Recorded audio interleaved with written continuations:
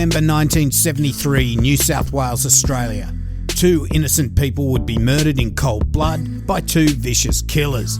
They would be convicted and marked to die in prison. This is the case of Crump and Baker.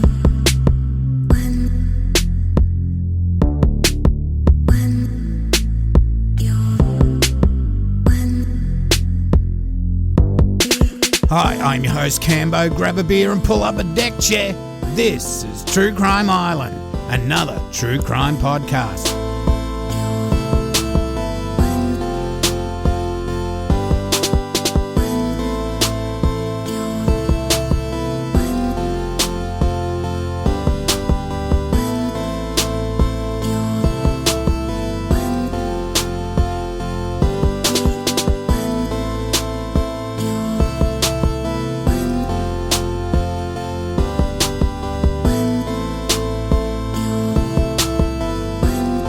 Hi Islanders, well this week we have another truly horrific case.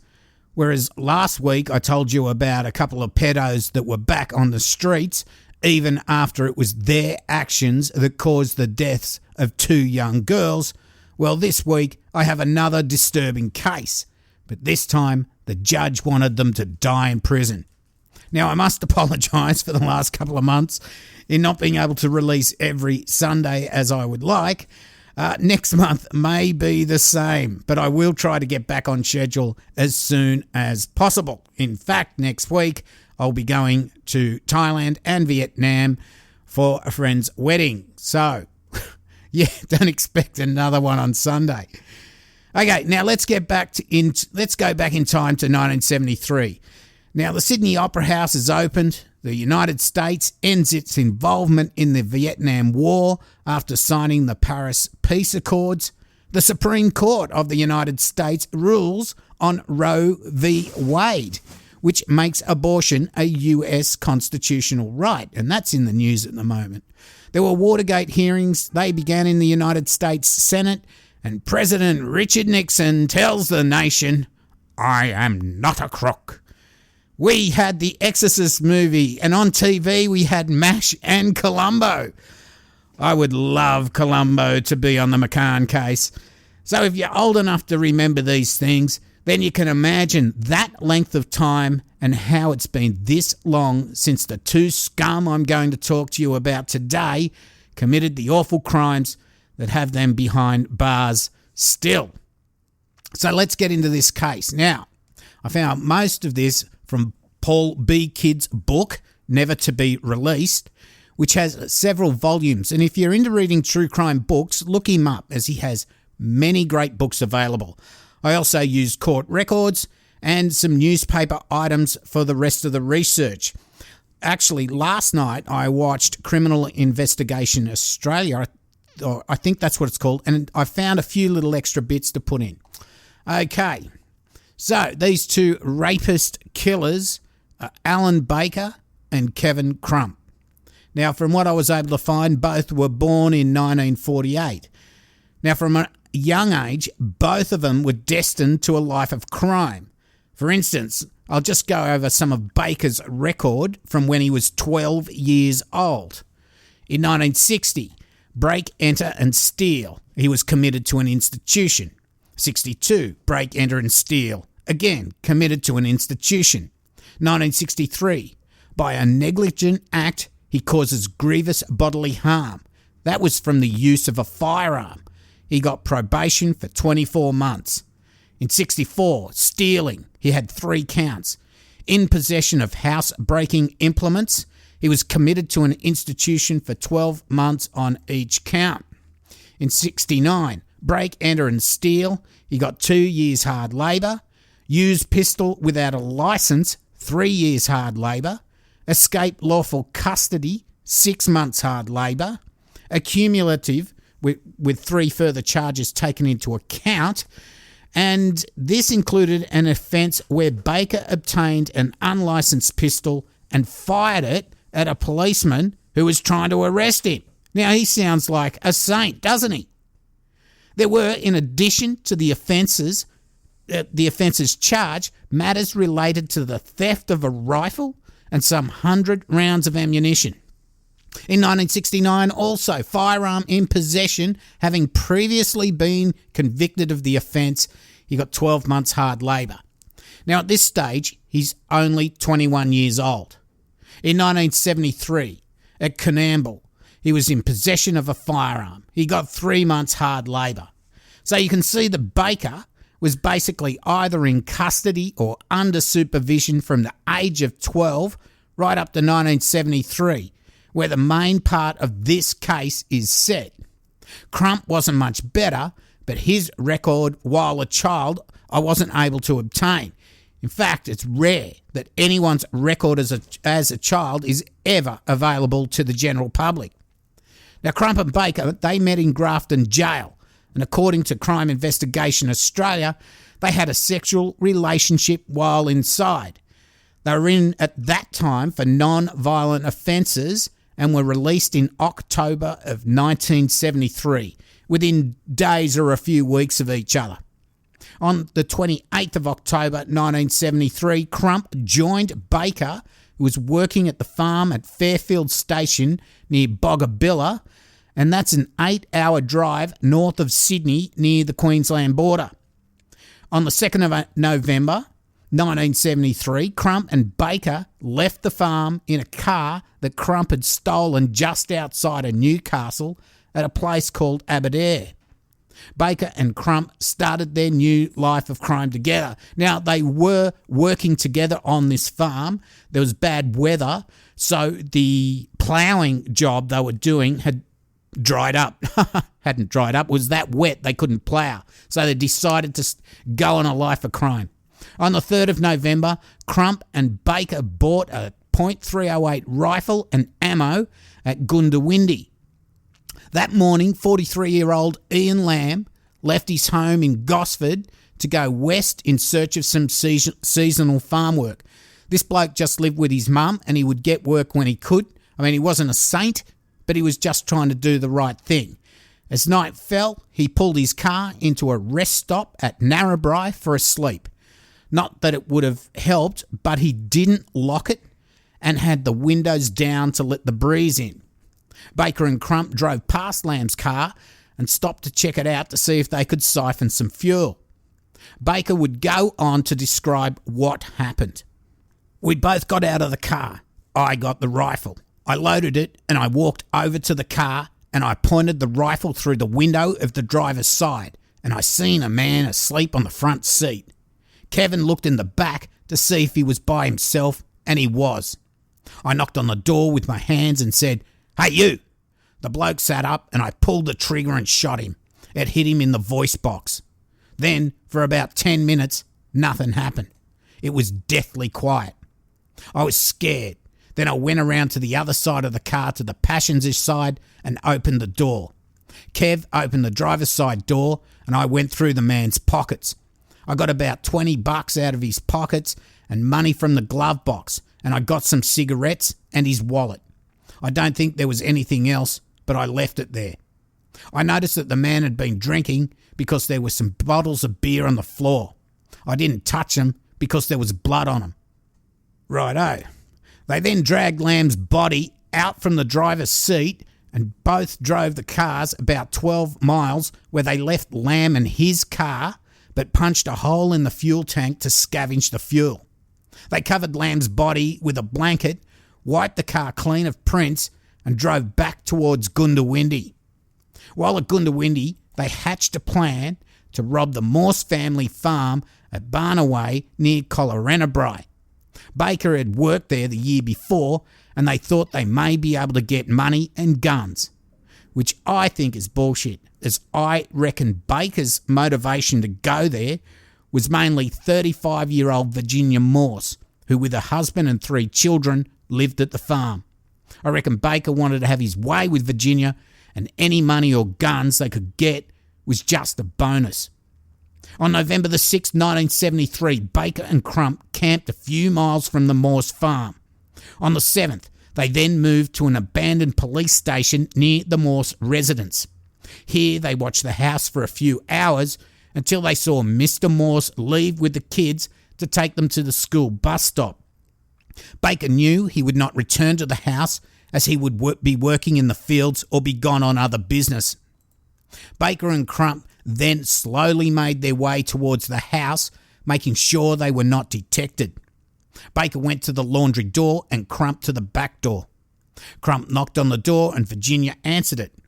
Baker entered the laundry, and as Virginia answered the door, he snuck up behind her and said, "Don't turn around."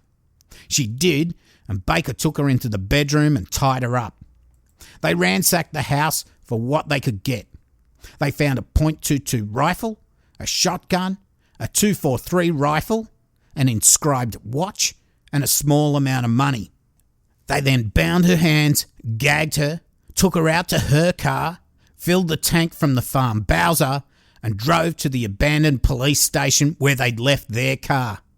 It's here that they first raped Virginia. Now, there will be some trigger moments, and I will let you know when there's a big trigger moment coming up. They then put her and the stolen property into their own car, siphoned out fuel from her car, then took off over the border to Queensland.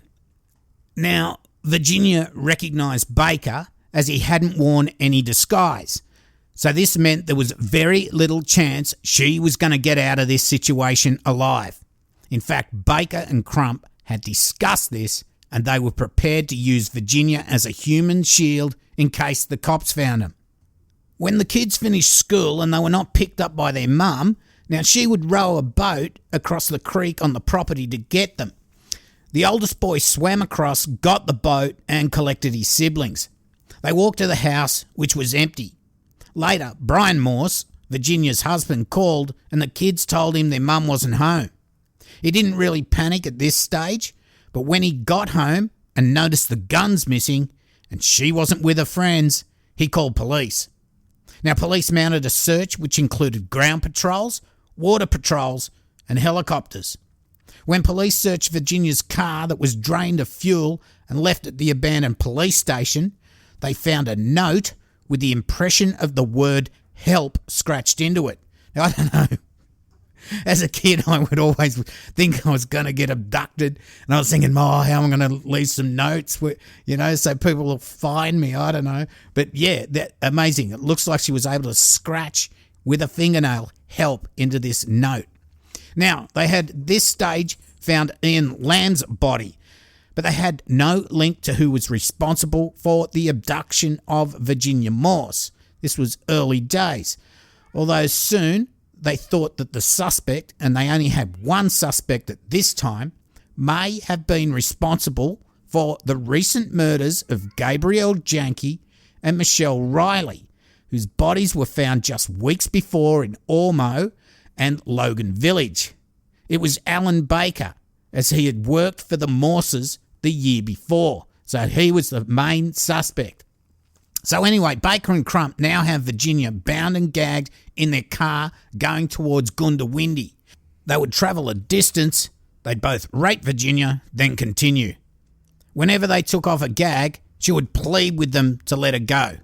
Baker would say, "We took her gag off and she kept on saying, 'What's going to happen to me? My children will be home from school and waiting for me now.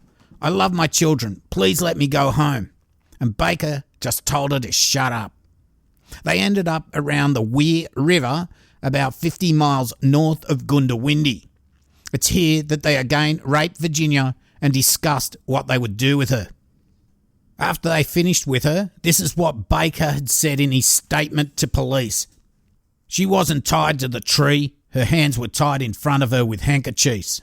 She wasn't crying because I think she was beyond that. She'd been crying most of the time she was gagged and blindfolded. I aimed at her with the .308 and Kevin had the 22, and it was going to be like a firing squad. And then Kevin pulled the trigger and she fell to the ground before I could pull the trigger on my gun. If he hadn't have shot her, I would have, because we'd both decided to kill her because we'd done those terrible things to her, and she would have been able to identify me because I used to work for her husband, and I knew if she reported me, we would be in a lot of trouble. And she just had to be shot." Okay, there's a big trigger alert now, so fast forward 30 seconds if you are going to be triggered. Now, I'll give you a few seconds to do that. Now, they not only raped her, but they further humiliated her by putting beer bottles and tree branches inside of her. This is the sort of animals this scum is. Now, apparently they also raped her once she was dead. They then rolled her body into the creek and weighted it down with rocks. Disgusting. On the 13th of November, Baker and Crump were spotted driving their stolen car near Maitland. They attempted to rob a vineyard at Kearsley, but the stolen car they were driving is spotted and police are alerted.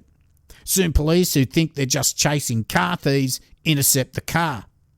A chase is on and Crump, who is driving, speeds off. They end up ramming one of the police cars off the road.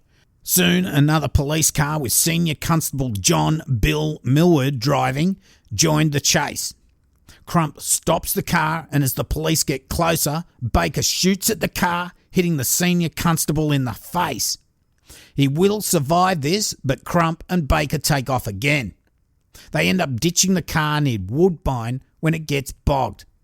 They hide out in the river, but police soon find them and realise that they are not just car thieves, but when they see the guns, they now know they are the ones that abducted Virginia and killed Ian Lamb. They're taken into custody, and soon they break down and confess to the killing of Ian Lamb, and they admitted to murdering Virginia Morse. Of course, they blame each other, but they do show police where Virginia's body was dumped. So now we get to the charges they faced and how they pled. Crump and Baker pleaded not guilty to the 4 charges of murdering Ian James Lamb, conspiracy to murder Virginia Morse, maliciously wounding a police officer with intent to prevent lawful apprehension, and shooting at police with intent to prevent lawful apprehension. Now, okay, for the conspiracy to murder Virginia, this was because they murdered her in Queensland, and so it was decided to charge them with conspiracy to murder her, as they had already made up their minds to murder her while they were in New South Wales. They would have had to be extradited to Queensland to face a murder charge, which the New South Wales authorities didn't want to do. Now, they'd be found guilty on all charges, and this is what the judge had to say. For sheer cruelty, for callous indifference to suffering, for a complete disregard of humanity, for the complete absence of a spark of human decency, what you have done to this woman and to her children and to her husband is without parallel in my experience, and I've sat here many times over the years. You have outraged all accepted standards of the behaviour of men. The description men ill becomes you. You would be more aptly described as animals, and obscene animals at that. The judge described the killing of Mr. Lamb for $20, the petrol in his car, his clothes, and his pitifully poor possessions.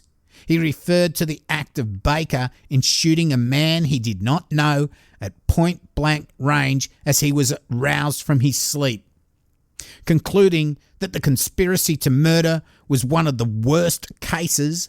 The judge imposed on that count a sentence of life imprisonment. The judge said, I believe that you should spend the rest of your lives in jail, and there you should die. If ever there was a case where life imprisonment should mean what it says, the imprisonment for the whole of your lives, this is it.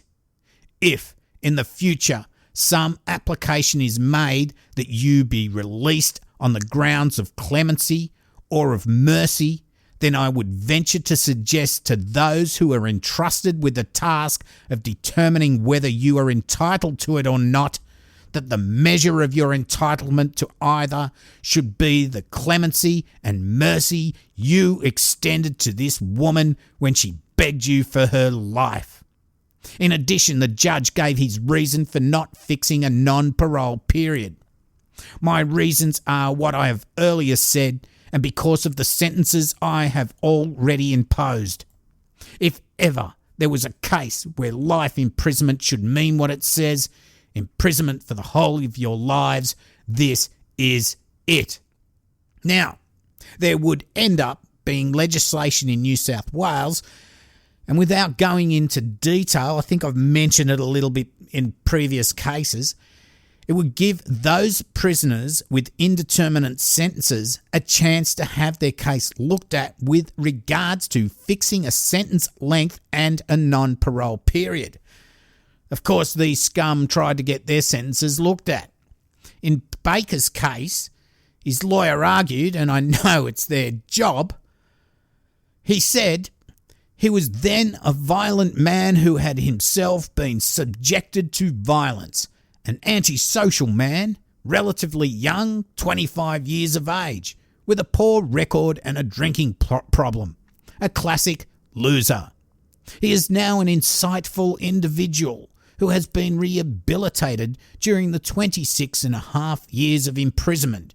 A peaceful man who contributes to society as best he is able, and a model worker and prisoner. To the extent he can, he has redeemed himself. It would be a heartless community which insisted that such a man be kept in custody forever. To do that would discourage not just the individual, but others who have done extreme harm and then seek redemption. And it would give him no prospects, nothing to work towards, and would leave him stalled in the prison system. Nothing Baker or the court can do will undo his crimes or their consequences. He has served a very long period of imprisonment.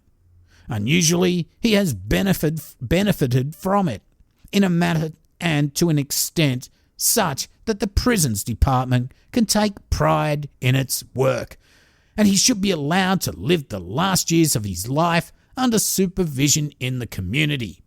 On the evidence, the attendant risks are extremely low. Now, what a load of fucking bullshit. I mean, what he did, and I said it before last week, there's certain things you do, you just give up all chance of rehabilitation. You should just be locked away forever because we don't have the death penalty here. Now, these submissions were made in the context of a wider submission that what must be done is to impose a sentence on Baker which is appropriate for the crimes he has committed, the court having regard to its knowledge of the man as he is now, as opposed to the man that he was in November 1973. Well, fuck me. It was refused, which prompted the government to amend the legislation so these scummy slime couldn't get a determinate sentence. In Parliament, the minister read the following, and you'll know some of the names that pop up here. Alan Baker, Kevin Crump, Michael Murphy, Leslie Murphy, Gary Murphy, John Travis, Michael Murdoch, Stephen Jamison, Matthew Elliott, Bronson Blessington. These animals represent pure evil. These animals deserve never to see the exit sign at the prison gate. These animals are reviled and shunned by anyone who has ever heard of their heinous crimes. There is not a person in our community who does not need protection from these animals and the security of knowing they'll never again be free. The decision of the Supreme Court in redetermining Kevin Gary Crump's life sentence has caused grave concern in the community. Crump and Baker committed one of the most revolting crimes this nation has ever seen. Put simply, they deserve to die in jail. Every honourable member of this House should be aware, in Crump's case, of what the sentencing judge, Justice Taylor, said in 1974. He said, and I've said it before, but I'll keep going, if in the future some application is made that you be released on the grounds of clemency or mercy, then I would venture to suggest that those who are entrusted with the task, that the measure of your entitlement, should the clemency or mercy you extended to this woman when she begged for her life, So Boomfuckalunga Baker and Crump will die in prison, or, if released, they'll be so old and feeble as to not know where they are or be able to wipe their own asses. In effect, be totally harmless. Now, Brian Morse, Virginia's husband, told a story of when they met and fell in love. When they decided to marry, Virginia was 20, and so Brian went to see her dad to ask for her hand. Her dad gave him a hard time and told him he had to wait until Virginia turned 21.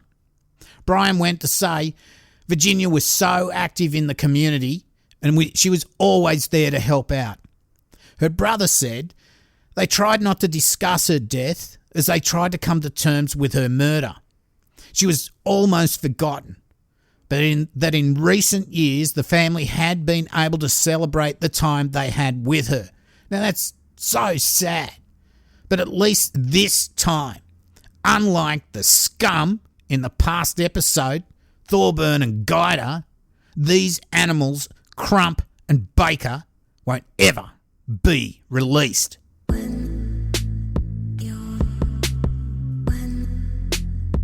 Whew, that was a tough one, that was. But it is the end of the show, and as always, we'll do the Patreon shout-outs. It's a big shout-out to Celeste White. How are you, Boomfuckalunga? A big one to Ben Coughlin. We've been having a few chats about work. Hi, Ben. And Tyler17, Boomfuckalunga, thank you all so much for your support, and thanks so much to all present and past Patreon supporters of the island. Now, last week I sent out a few emails. I think I'm still waiting for one to come back for a mug, and maybe last month I'm still maybe waiting for another Patreon person to get back to me. Just check your spam box if I've reached out to you for what reward you would like. As you know, True Crime Island is a totally listener-supported podcast. I keep it ad-free. As you know, I don't like them, and neither do you. If you want to support the island financially, for as little as $1 a month, you too can become a patron. Go to patreon.com/True Crime Island and check out the levels and rewards. Alternatively, you can do a one-off donation at paypal.me/True Crime Island. Also, you can support the island by getting hold of some merch such as t-shirts, hoodies, beach towels, and the fantastic tote bags. Of course, my favourites, the mugs of rage, all available from truecrimeisland.threadless.com. Remember, don't order black mugs, please. And I do have keychains, lapel pins, stickers, and I've got no beer koozies left. Basically, they're all gone. You can contact me directly for those. This can be done by emailing me, cambo@truecrimeisland.com, and that's also the best way to contact me personally for anything else, such as case requests or just to say Boomfuckalunga. There's links on the website, truecrimeisland.com, that's got everything for Patreon, for Threadless, all that stuff. Okay, now you don't have to spend money, of course, to support the island. You can also rate and review. Tell your friends, family and workmates about the island, and if they don't know how to tune in, show them. Search for True Crime Island on Facebook, Twitter and Instagram, and join the closed group on Facebook. Now, tonight we don't have a promo as such, but if you're in Brisbane in late June, QUT Gardens Theatre in Brisbane is presenting a theatre production called L'Amante Anglaise, The Lovers of Vion, which is a true crime why-done-it drama by French writer Marguerite Duras. You can find some info on the show at www.gardenstheatre.qut.edu.au/whats-on/2019/L'Amante Anglaise. Maybe just get to the 2019. You'll search for it there, you'll find it. As the perpetrator is quickly revealed, the play focuses on the killer's motive and features powerhouse and award-winning performances by two of Australia's most experienced stage actors. Now, to get 20% off the tickets to L'Amante Anglaise, use promo code MATES at the checkout. So you can book there at gardentheatre.qut.edu.au. So I don't normally run ads, but this is something I thought if people are up in Brisbane, they might want to go and have a look. So that's about it for the show tonight. Lots of love to Maggie James, and I'm your host, Cambo. You've been listening to True Crime Island, and as I always say, don't forget to delete your browser history.